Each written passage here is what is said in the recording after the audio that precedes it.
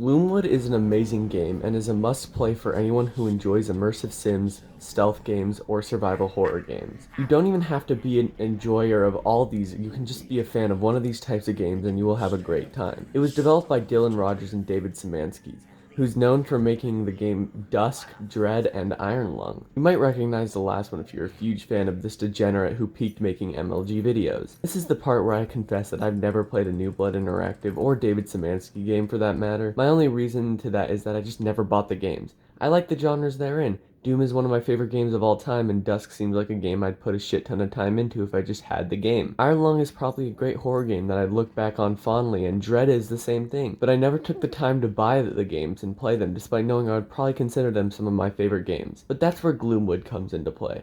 I've always been a huge fan of stealth games, immersive sim games, survival horror games. Everything Gloomwood is, I've been a fan of my whole life. So when I heard about Gloomwood, I was immediately intrigued. From what I've seen, it's like Thief and Dishonored, two of my favorite games ever, had sex and this is what they made. So then I started watching this game like a hawk. Then on Labor Day when this game went on early access, I immediately bought it, and 3 days later I beat it, what there is to offer, and it was one of the best experiences in any medium I've ever had. So far it's only around 3 or 4 hours long. From what I've played, I already know it's going to be an amazing final product. Before I continue, I will say the game is still in very early access, so chances are some of the things I say won't be present in the future. That being said, let's get crack-a-lackin'. Gloomwood is set in a Victorian city era consumed by a curse, and right from the start the goal is set. Get out of the city and get to the lighthouse. They don't tell you how to do it, they just say to fucking do it. The game then teaches you the base mechanics, and the rest of how you get out is entirely up to you.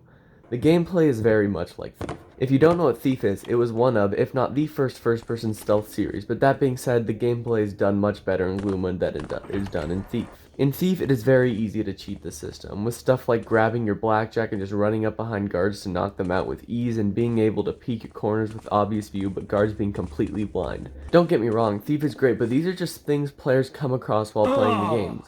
Gloomwood takes what Thief did and fixes the broken parts and perfects the good parts. I haven't seen tutorializing in stealth games done this well ever, but I'm here for it. The game's form of teaching the player mechanics is near perfect. It doesn't tell you directly or even directly tell you the mechanics through visual moments that games like Half-Life does.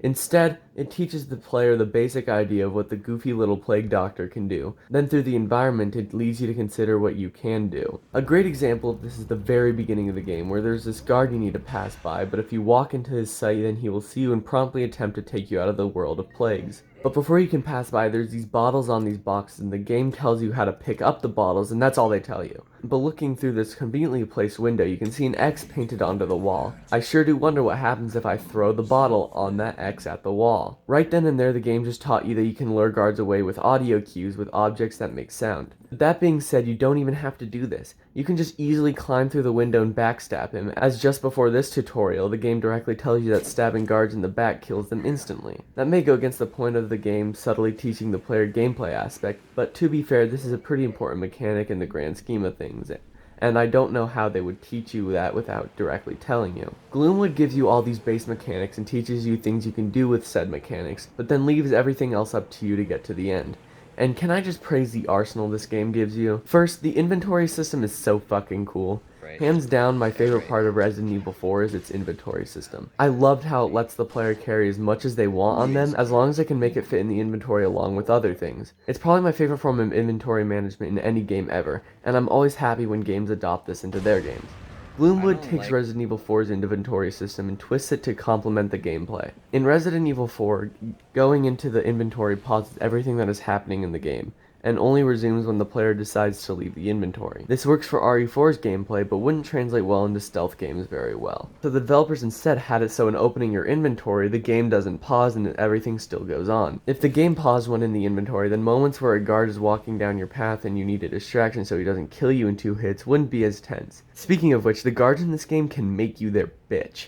The guards with axes can be very scary, but you can easily outrun them. But the guards with guns are what's really scary. See, they all have shotguns, and the shotgun you get is very powerful. But that being said, it's just as powerful in their hands as it is in yours, so you don't want to mess with these guys. But you can if you want to. That's the big appeal of immersive sims. You can play them as stealth games or action games. Maybe even a combination of both. I don't have this recorded, but on my first playthrough there are these two guards in the front of the elevator in the caves, and I just threw an explosive barrel at them and blew them up to take care of business and proceed. If you are really up for it, you can pull off some really cool shit. But I generally played Gloomwood in a more stealthy way than I did in an action way. But that being said, who knows, I might just replay what's available in a more action style and see how I like it. One thing I'm conflicted about is the lack of an ability to knock guards out. I always like it when games have a good focus on stealth, like Dishonored and Hitman have a knockout system. It's always cool when I can go through situations without killing anyone or alerting anyone. But on the other hand, it's still possible to do that according to this one guy on Twitter who did a pacifist no inventory playthrough of the early access build. And there's the concern that it'll be just as broken as Thief if there's a knockout system. And there's the concern that knocking people out would be just as broken as it is in Thief. But also if there's a knocking out system, then everyone might just see Gloomwood as another game with a generic stealth system.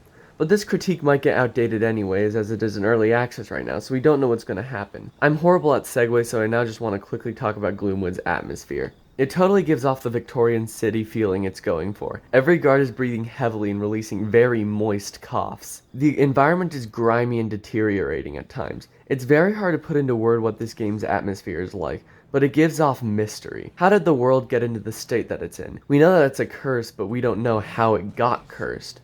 Why does everyone sound like they're all sick and might drop dead at any moment? We don't know at all, and chances are that we won't know for a long while until the game is done and there are endings. Another thing Gloomwood nails perfectly is its storytelling. While the main story and everything is still a mystery, the letters you can read and the guards you can eavesdrop on tell other minor stories about the history and type of world that you're in. One letter that you can find straight up seems like something pulled out of Lord of the Flies, but it's done so well that it's still scary. My favorite one is how the supposed owner of the fishery hung himself for the fact that a girl broke his heart, which is fucking hilarious, but when you look in front of the desk and holy shit, that's definitely where he hung himself. Before I end this, I want to highlight a couple of bugs I encountered. Guards saying the line where they're done looking for me after thinking they see me, but they're still searching for me. My visibility ring saying I'm visible when in a pitch black shadow, and sometimes when throwing a bottle close to a guard to distract him, he straight up won't hear it. But other than that, I didn't have any real issues. And the game is still in early access, so chances are these issues will be fixed relatively soon.